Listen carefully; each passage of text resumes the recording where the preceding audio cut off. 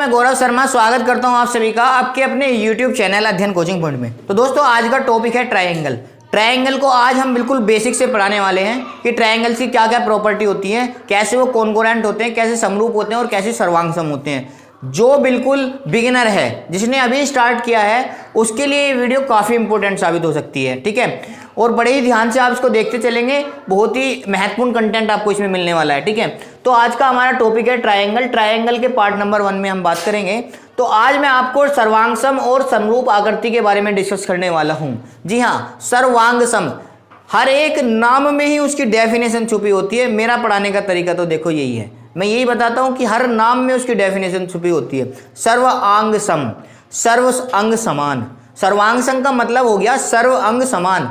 जिस आकृति के आपके सर्व अंग समान हो, मतलब सभी अंग समान हो, वो आपकी सर्वांगसम कहलाती है। ठीक है, दूसरा अगर मैं बात करूं समरूप आकृति, समरूप मतलब रूप समान, समान रूप। समरूप मतलब समान रूप, जिस आकृति का रूप समान हो उसे आप समरूप आकृति कहेंगे। ये तो आपका थ्योरी में हो गया। ठीक है, अब समरूप और सर्वांगसम में क्या रिलेशन है इसके बारे में डिस्कस कर लेते हैं। देखो, जो समरूप आकृति होती है, ठीक है, वो उसके केवल रूप को बताती है, रूप को। ठीक है, कि जैसे ये लाइन है तो ये भी लाइन ही है, अगर ये लाइन है तो ये भी लाइन है, तो दोनों के रूप समान है, परंतु इनका आकार समान नहीं है। आई बात समझ में? इनका आकार समान नहीं है। ऐसे ये दोनों ही सर्कल हैं, परंतु इनका आकार समान नहीं है, रेडियस दोनों की अलग अलग है। ऐसे आपके स्क्वायर, दोनों ही स्क्वायर हैं, परंतु इनका आकार समान नहीं है, केवल रूप समान है, केवल एक जैसी। तो ये समरूप होता है। सर्वांगसम क्या होता है? सर्वांगसम में सभी अंग समान। सर्वांगसम मतलब होता है सभी अंग समान। ठीक है, ये बात आपको याद रखनी है। सभी अंग समान मतलब कि उसकी लेंथ भी समान होनी चाहिए और उसका रूप भी समान होना चाहिए। मतलब रूप प्लस डायमेंशन, रूप प्लस विमा कह सकते हो आप हिंदी में। तो सभी चीज उसकी समान होनी चाहिए, लंबाई हो, चौड़ाई हो, विमा कुछ भी हो सकती है। ठीक है, सभी अंग समान होने चाहिए उसके। यहां देखो r बराबर 3 है तो ये r बराबर 3 है, सर्कल हैं दोनों, रूप समान है और ये समान हो गया। यहां देखो दोनों स्क्वायर हैं, दोनों की दो दो भुजाएं हैं। ठीक है, सभी अंग समान है, ये 2 है, ये 2 है, ये 2 है, ये 2 है, सभी 2 2 है। तो इसका मतलब एंगल भी समान है। देखो इनके एंगल भी समान है। तो सर्वांगसम और समरूप में ये अंतर होता है। आपको बता देता हूं कि जितनी भी आकृति आपकी सर्वांगसम होगी, ये बात आपको नोट कर लेनी है कि सभी सर्वांगसम आकृति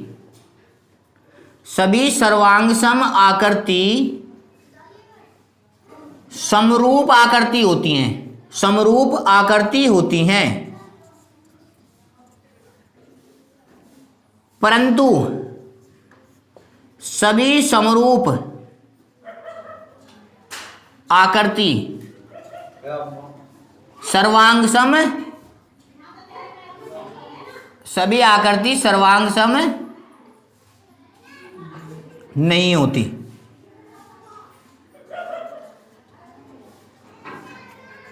जैसा कि आपको यहां दिख रहा होगा भाई, रूप तो केवल उसकी बाह्य स्ट्रक्चर को बताता कि वो कैसा बना हुआ है, वो सर्कल है, स्क्वायर है, रेक्टेंगल है, ट्राइंगल है, ये तो आपका रूप हो गया। जैसे कि 2 नीम के पेड़ हुए, एक छोटा पेड़ हो गया, एक बड़ा पेड़ हो गया, तो दोनों ही समरूप हैं क्योंकि दोनों ही नीम के पेड़ हैं। बात समझ में आ रही है? और सर्वांगसम में क्या है कि अगर उनकी टहनी की लंबाई भी समान हो, उनकी ऊंचाई समान हो दोनों पेड़ों की, तो वहां वो सर्वांगसम हो जाएंगे।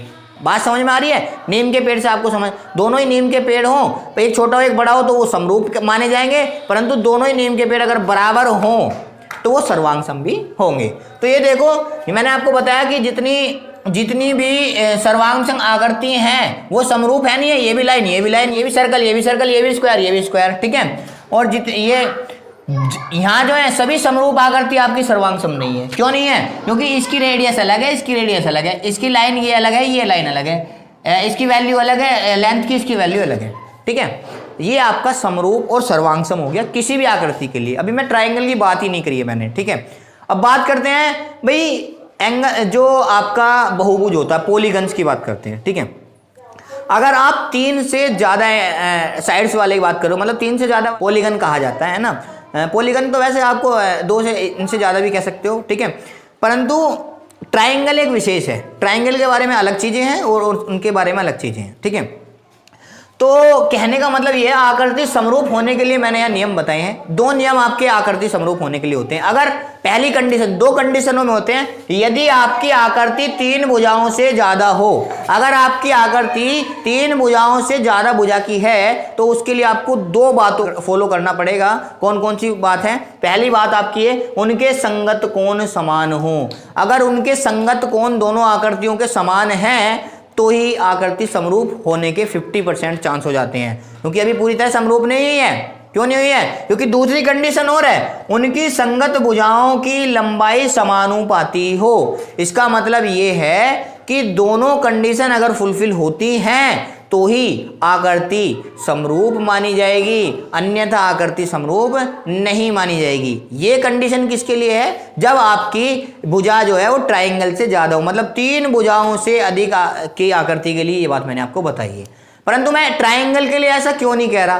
ट्राइंगल के लिए क्या होता है, आप इन दोनों बातों में से कोई सी एक बात अगर कर देते हो तो दूसरी बात उसमें अपना आप इंक्लूड हो जाती है, वो अपना आप ही समरूप हो जाता है त्रिभुज। जैसे कि मैंने आपको दिखाया, या तो आपके संगत कोण बराबर हो या आपकी संगत भुजाओं का अनुपात बराबर हो। कोई सी एक कंडीशन अगर आप फॉलो कर लेते हो तो वो ट्राइंगल की दूसरी कंडीशन को अपना आप फॉलो कर देता है, ठीक है। ट्राइंगल की ये विशेषता है, ठीक है। दोनों में मैंने आपको डिस्कस करके बताया कि समरूप क्या होता है और सर्वांगसम क्या होता है। सभी सर्वांगसम आकृति वो समरूप आकृति कहलाती हैं, और परंतु सभी समरूप आकृति को आप सर्वांगसम नहीं कह सकते, क्योंकि सर्वांगसम का मतलब सभी अंग समान रूप से आप उसके सभी चीजों को समान नहीं कर सकते। मैंने ट्री का एग्जाम्पल देके आपको बताया, वो काफी इंपॉर्टेंट है, उसी से आप समझ सकते हो, ठीक है। तो ये आपके बेसिक स्ट्रक्चर है किसी भी क्वेश्चंस को करने के लिए। अगर आपको ये पता है तो आप आगे बढ़ सकते हैं। तो बढ़ते हैं आगे की ओर। तो देखो, अब हम आकृतियों को समरूप के कैसे बनाते हैं इसके बारे में डिस्कस करते हैं। मैंने आपको बताया कि अगर 3 से अधिक आपकी भुजा हो, तो देखो इसमें 3 से अधिक भुजा है आपकी, ठीक है। ये पॉलीगन है, इसको हम देखते हैं कि ये समरूप है या नहीं है, इसको देखने वाले हैं हम, ठीक है। तो उसके लिए मैंने आपको 2 कंडीशन बताई। पहले तो एंगल देख लेंगे आप, एंगल बी बराबर एंगल क्यू के होना चाहिए, बिल्कुल है। और एंगल सी बराबर एंगल आपके आर के होना चाहिए, ये भी बिल्कुल है। और एंगल ई बराबर आपके एंगल टी के होना चाहिए, ये भी। इसी तरह से आपके सारे एंगल जो हैं ये इक्वल होने चाहिए, ठीक है। इसी तरह से सारे एंगल अगर आपके इक्वल हैं तो एक कंडीशन फुलफिल होगी। यहाँ आपकी 50% कंडीशन बन जाती है कि ये समरूप त्रिभुज है। 100% नहीं है अभी। 100% कब होगी? जब इनकी संगत भुजाओं का अनुपात भी बराबर आ जाएगा या एक दूसरे के समानुपाती हो जाएगी, ठीक है। जैसे देख लेते हैं ए बी बटे पी क्यू, इसकी वैल्यू कितनी आ रही है भाई? 4/5, ठीक है। दूसरी कंडीशन निकालते हैं, बी सी बटे क्यू आर, इसकी वैल्यू कितनी आ रही है भाई? 2/2.5। पॉइंट हटाया, 0 लगा दी, 4 से काटा 4 पंजे 20, सॉरी 5 से काटा 5 चौक 20 और 5 पंजे 25, ये भी 4/5 आई, बिल्कुल सही आया। तीसरी कंडीशन आपकी सी डी बटे आर एस आप निकाल के देखेंगे तो कितना आ रहा है आपका? ये 4/5। इसी तरह से अगर आपकी सभी भुजाओं ए का और देख लेते हैं हम, यहाँ ए बटे पी टी बराबर आ रहा है आपका 8/10, तो इसको भी काटेंगे, ये भी आपका 4/5 हो जाएगा। तो देखा, आपकी सभी भुजाओं का जो अनुपात आ रहा है वो बराबर आ रहा था, और सभी एंगल जो है आपके यहाँ बराबर आ रहे हैं। इसका मतलब ये आकृति समरूप होगी, कॉन्ग्रुएंट होगी ये आकृति, ठीक है। अगर हम बात करेंगे अब ट्राइंगल की, ये तो मैंने बहुभुज ले लिया एक। अब ट्राइंगल को कैसे कॉन्ग्रुएंट बना लेते हैं, मैंने आपको बताया किसी एक कंडीशन में ही ट्राइंगल कॉन्ग्रुएंट हो सकता है, चाहे वो आप उसकी साइड्स बराबर कर लो या चाहे उसके एंगल बराबर कर लो। हम कोई सी एक कंडीशन में अगर बराबर कर लेते हैं तो ट्राइंगल अपने आप जो है कॉन्ग्रुएंट हो जाता है, ठीक है। तो अब जरा देखेंगे, मैंने 2 ट्राइंगल लिए हैं यहाँ। ट्राइंगल, इसमें ABC ट्राइंगल है, दूसरा QPR ट्राइंगल है। इनको हम देखते हैं कि कॉन्ग्रुएंट है या नहीं है, या हो जाते हैं नहीं, ठीक है। तो डिस्कस करते हैं। देखो, हमने इस ट्राइंगल को उठा के एक जगह मर्ज कर लिया, ठीक है। इस ट्राइंगल को उठा के इसके ऊपर रख दिया तो ये इस तरह की शेप हमें मिली है, ठीक है। अब आप देख रहे होंगे कि देखो ये जो क्यू वैल्यू है ए, यहाँ तो क्यू और ए दोनों में से कोई सा हो सकता है, ओवेनिस्ट आ गया, कॉमन आ गया ये इसमें, ठीक है। उसके बाद एंगल ये बी सी जो है यहाँ पे आ गया और पी आर जो है ये आपका ये नीचे आ गया है, ठीक है। अब डिस्कस करते हैं कि मैंने आपको बता रखा है कि एक ही लाइन पे अगर एक ही लाइन आपकी आती है और इसी से आप कई सारी एक सी पैरेलल रेखाएं अगर आप खींचते हो तो सभी रेखाओं का जो कोण होगा वो बराबर बनेगा। मतलब ये वाला एंगल इसके बराबर होगा, ये वाला ये आपस में बराबर एंगल बनेंगे। जैसा कि आपको यहाँ दिख रहा होगा तो एंगल बी बराबर आ गया आपके एंगल पी के, एंगल बी बराबर आ गया आपका एंगल पी के। इसी तरह से आपका यहाँ से एंगल सी बराबर आ गया एंगल आर के, एंगल सी बराबर एंगल आर के आ गया। अब एंगल क्यू और ए तो ऑलरेडी बराबर है क्योंकि वो ओवेनिस्ट है, तो एंगल क्यू बराबर एंगल ए, ये क्या है, ये तो वही कोई सा एक मान सकते हो आप इनमें से, ठीक है। ये तो पहले से ही बराबर दे रखा है, तो हमने तीनों एंगल बराबर कर लिए। अगर हमने तीनों एंगल बराबर कर लिए तो ये भुजा जो है ना ये आपकी ये डेफिनेटली बराबर होंगी, ये आपकी डेफिनेटली बराबर होंगी। तो इसका मतलब हमने कोई सी अगर एक कंडीशन बराबर कर ली ट्राइंगल की तो दूसरी कंडीशन अपने आप ही बराबर हो जाएगी, ठीक है। अब इसी से संबंधित कुछ थ्योरम्स मैंने यहाँ लिखी हैं जिसके बारे में देख लेते हैं, ठीक है। थेल्स थ्योरम हमने पढ़ी है, 10th स्टैंडर्ड की थ्योरम है ये, ठीक है। थेल्स थ्योरम यूपी बोर्ड में भी है और आपका सीबीएसई बोर्ड में भी है, वहां पे हम इसको पढ़ते हैं। तो थेल्स थ्योरम में क्या होता है, देखो बिल्कुल सेम आकृति मैंने आपको बताई है। तो आप AD बटे BD, आप AD बटे DB बराबर कर सकते हैं AE बटे EC के। क्यों कर सकते हैं, क्योंकि आपको मैंने यहाँ ये सब चीज करके दिखा दिया है, ठीक है, बराबर। ये थ्योरम ये कहती है, या आप कर सकते हो AD बटे AB, AD बटे पूरी लाइन ले सकते हो AB और AE बटे AC, मतलब सेम अनुपात में होने चाहिए। कोई सी कंडीशन आप कर सकते हो AD बटे ये, इसको आप स्क्रीनशॉट ले सकते हो इसका जो मैंने यहाँ करके दिखाया है, ठीक है। एक प्रमेय से और कर सकते हैं, समरूप त्रिभुज की परिभाषा से। समरूप त्रिभुज क्या कहता है, देखो थेलेस थ्योरम तो ये कहता है कि ये बटे ये बटे या ये बटे टोटल का कर लो, या ये बटे इसका टोटल कर लो, या नीचे वाला ले लो अपॉन टोटल ये ले लो और EC, तो ये आपका थेल्स थ्योरम कहती है। परंतु ये कैसे बराबर हो, ये समरूप त्रिभुज की परिभाषा से बराबर हो जाएगा। समरूप त्रिभुज की परिभाषा से मैंने क्या बनाया, जो आपको दिखाया तीन ये हमने बराबर कर लिया, ठीक है। तो अब देखो क्या हुआ है, तो कहने का मतलब ये हुआ, अब आपका AD बटे AB बराबर हो जाएगा आपका DE बटे BC के। मतलब ये इसके अपोन में अगर आप इसको ले जाओ तो ये इसके ऊपर पहुंच जाएगा, ठीक है। तो यही चीजें हैं, ये आपकी समरूप त्रिभुज की डेफिनेशन से हैं। तो ये आपका बेसिक इंट्रो हुआ। अब हम इसके क्वेश्चन से ले लेते हैं कि क्वेश्चन किस प्रकार हम करते हैं, ठीक है। बहुत ही महत्वपूर्ण क्वेश्चन होंगे, आप उसको देखते चलिए, ठीक है।